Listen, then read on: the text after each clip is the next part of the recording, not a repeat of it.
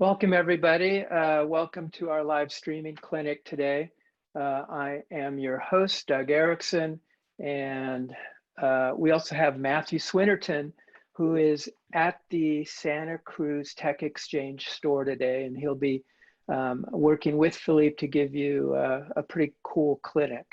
Couple things, as you may know, we have a huge team behind us working day and night to help make these kinds of clinics and information available. We also have some amazing sponsors out there who are helping support our community in terms of growth, jobs, tech entrepreneurship, and we thank all of you, all of our sponsors. Hey everybody! Well, thanks for joining. We're super excited. We're here at the Santa Cruz Tech Exchange. We're here with Philip, and the agenda for this this webinar is we're going to have a presentation from Philip, and then we're going to walk around the shop and see all the amazing stuff that he has for live streaming and sound and his computers, and we're going to get a whole little tour, and then we're going to do a Q&A. So again, if you have any questions for Philip, please go to the Q&A and we'll ask those questions at the end of the hour. So without further ado, give it up to Philip. All right, we ready? All right, some Zoom technical issues there. So, okay, hey, how's it going? My name is Philip, and I am the owner and founder of the Santa Cruz Tech Exchange. We buy, sell, trade, repair, and rent laptops, desktops, pro audio, DJ equipment, synthesizers, keyboards, gaming equipment, video game stuff like that as well. And I'm really excited to be here today. This talk is basically about live streaming, and mostly I want to focus on live streaming for performers, not so much Zoom one-on-one calls and stuff like that. I'm sure everyone's familiar with that by now, but what do you do? What are some best practices? What about some equipment? What kind of software, and what do you need to think about when you're streaming to Twitch, YouTube, Facebook, Mixcloud, some of these places. So that's kind of what I'm going to talk about today. There's, especially the last part, there's a lot of considerations regarding DMCA if you're a DJ, and that sort of thing. So copyright law. I won't talk too much about that, but I do want to mention it and how the different channels are using it and reacting to it when people actually stream to their platform. All right, so I'm going to start off and kind of talk about just what makes a studio. We're not going to get into like building out some crazy $1 million super fancy studio, but there are a few concepts that loosely that we want to follow the traditional broadcast studio model, and something you can do at home that's not too difficult. And that's kind of effectively what we have here is a studio and a control room, and that's the sort of concept that I want to get at. And the main thing is 2 different systems. So your control room should be a dedicated standalone streaming computer. That's what I mean by control room. So in that sense, the studio can be, like over here in my studio, I have a DJ booth, and I have a green screen and speakers and a condenser studio mic. Here's actually a picture of our. If you zoom out of where I'm standing right now, you'll see the control room that Matthew is sitting at in that picture with the computer monitor. And so that green screen in the back, that's where I'm standing, right behind that green screen. That's what the slides are being placed on right now.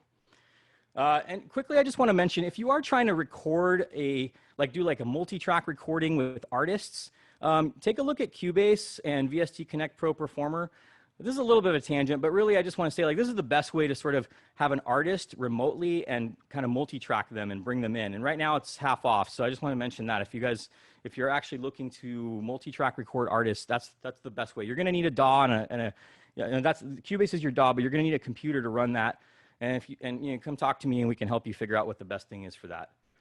I'm going to quickly run through some requirements, some best practices for streaming regarding computers, networks, audio interfaces, microphones, cameras, lights, and then just kind of backdrops for fun and just what you might want to consider. So, starting out with network, we, honestly, we recommend having like a dedicated 10 mega, something where you have a fast upload that's not interrupted, and you don't have a lot of, computers and different smart devices fighting for network access. If you do have a lot of devices like that and you want to do this out of your home, I recommend hardwiring your streaming computer and having some kind of gaming router to like actually control priority and give yourself the most priorities to be able to stream. And then as far as a computer goes, we want to have, an SSD in it and, some kind of a hard drive, probably, that basically for your hard drive, you want to have an SSD with like 20% space at least, because basically, you're going to be paging memory to paging your applications are going to page their RAM, anything that's in RAM to hard drive space, and you want that access to be really fast. And of course, my recommendation is 8 gigabytes per running application. So if you have, OBS Studio running and, a web browser and some other source coming in and that sort of thing, you want to have at least 16 gigs. All right, so as far as audio goes, you want to try to eliminate background noise as much as possible and send the audio digitally. And the way you're going to do that is with an audio interface. Now, you can use an audio interface or a USB mixing board. Right here, I have this is a M-Audio Air audio interface. And yeah, why does that keep happening? This is going to have an M-Audio. This is an M-Audio Air audio interface, and it has digital in and digital out. So you can basically record your microphone, record your instrument, and bring it in. I'll show you a diagram how that looks in a minute. This is the same concept, really, except you can have more sources and mix them all down to two digital outs.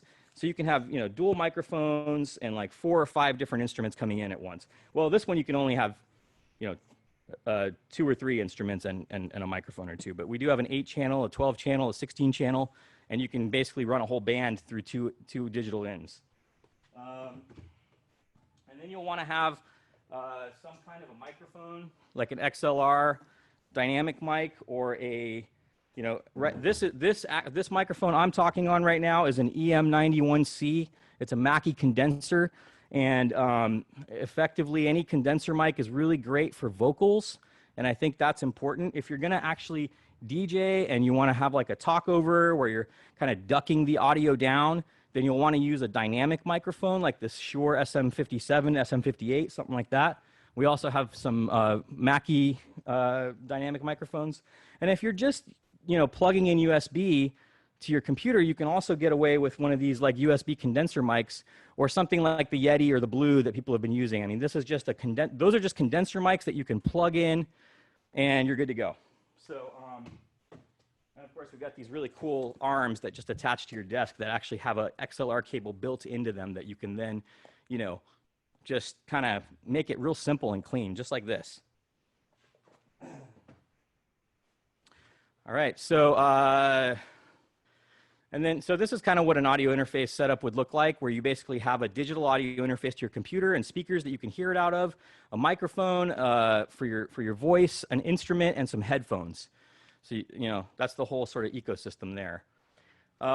Okay, so the next topic is just video. Like, you don't really need a really expensive Sony camcorder or something like that to broadcast. You can get away with any camera really, just a webcam. An iPhone 5S actually looks pretty great, and there's actually a plug-in to OBS Studio that you can just use an iPhone. And what's cool about that is I found that if you just buy the iPhone app for that, you can put it on all your iPhones and have like 6 cameras if you have 6 iPhones sitting around, which I do. So it's great. You can also use just like a DSLR. I use a Canon T6 to actually get a close-up, and that lets you do some pretty cool depth of field effects. That's really great as well. And then just, of course, webcams. Now, the best way to improve video is not to go buy a better camera. It's to actually add more light. Like, basically, you just want, the best lighting setup is to have 2 lights at 45 degrees and 1 overhead. And you don't necessarily need like the fancy barn doors and that sort of thing, but just having two lights at 45 degrees is really perfect. Always spend money on lights before you spend money on buying a new camera. Otherwise, it's, I don't know. It just makes more sense. And then, of course, make it fun. Get a green screen, get some lights. We actually have all kinds of, Chevet DJ lighting that we sell here that you can use those for events and use them at your house. But, it's really fun to just kind of have lasers and lights and all kinds of stuff when you're performing. So definitely recommend doing some of that and mixing it with green screens. Once you start mixing in fog and haze, that can kind of affect the green screen. So I tend to sort of avoid that while I'm streaming, but for live, the haze works great. And of course, we rent all those as well.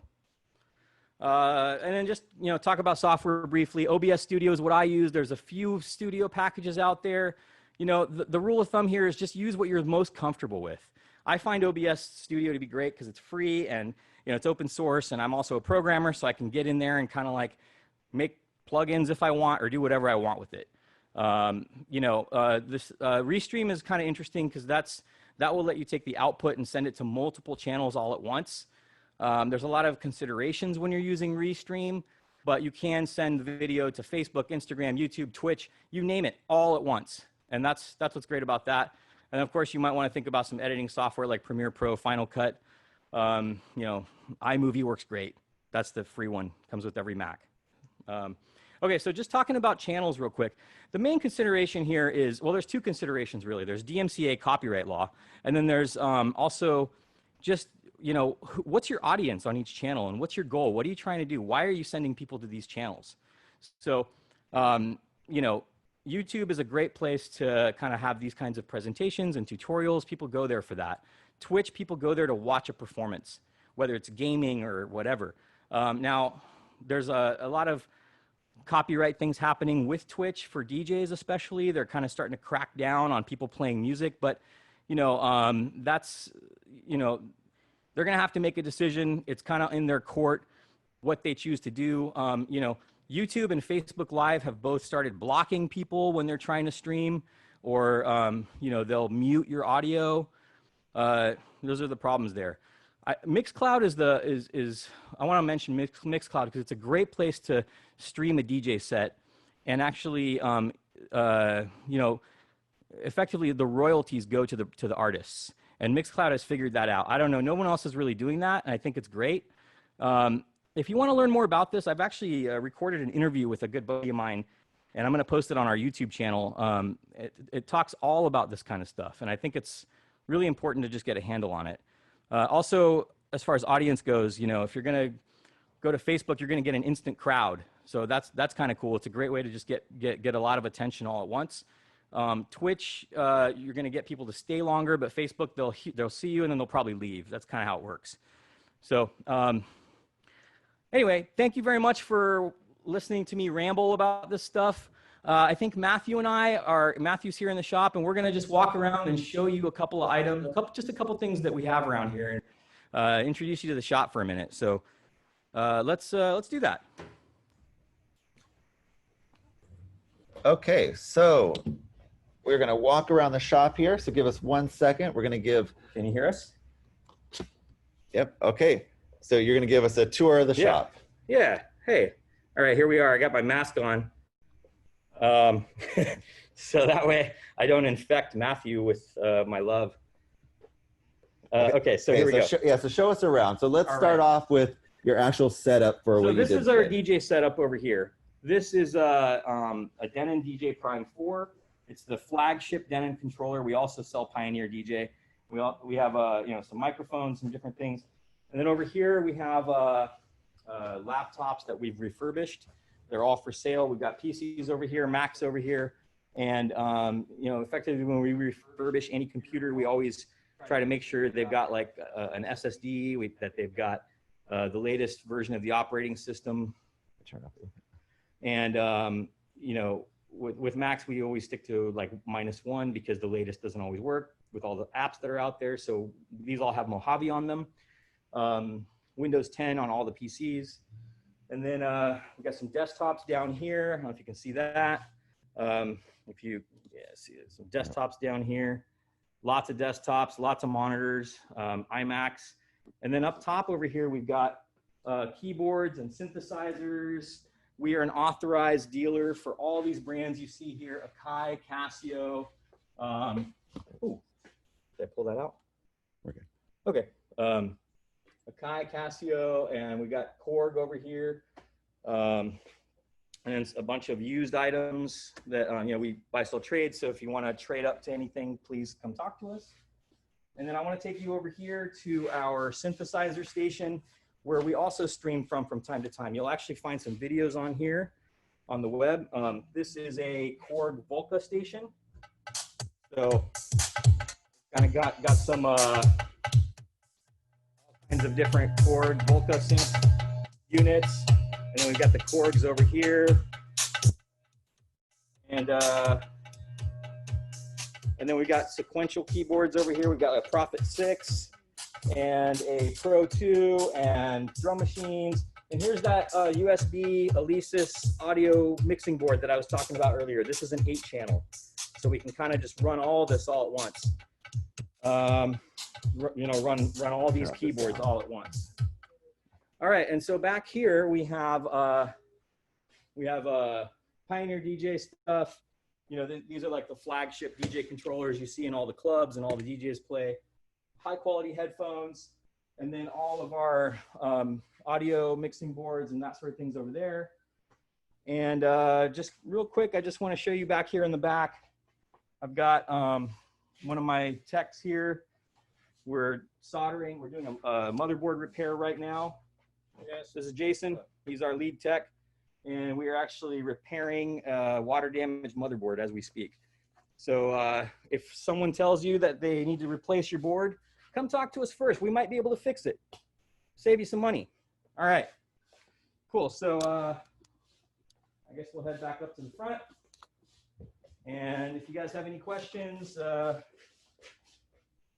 we'll answer some questions. Okay. If you're going to broadcast a webinar internally to your company, what streaming service should you use? You know, honestly, you know, I wouldn't use it. I personally probably wouldn't use any of those services. I would use something like Zoom or, you know, Google Meet or, you know, something like that. You know, I've worked at, you know, Magic Leap and Apple and, you know, Unity before I opened a shop, and nobody ever used YouTube or anything like that to stream, you know, conversation, you know, like to broadcast. So, you know, Zoom, I think we used, there was one other one I'm thinking of that I can't remember, but it's, you know, effectively like this kind of thing. Okay, great. You want to control the participants is the key there. Yeah, I mean, that's a good question. I tend to, if I'm streaming using Restream, then I get all of the chat messages from all of the channels coming in. And I'll just kind of chat directly from Restream so it gets sent everywhere. But you know, the interesting thing is that everyone on every channel will then see that. So, you know, obviously you can, there's other apps you can use to sort of, you know, grab chat messages and that sort of thing. But I think it really depends on what you're using to stream. You know, if you're on Facebook Live, obviously there's, you're seeing people kind of pop in and out. You know, there's all kinds of ways to do that for sure. Okay, how about another question? This person's tried actually quite a few different live streams for music, but some qualities of live stream doesn't sound as well as on other streams for live music. What do you suggest for live stream for music? Well, I mean, you know, I think, like I said, the audio interface is super important there, right? Recording digital audio in.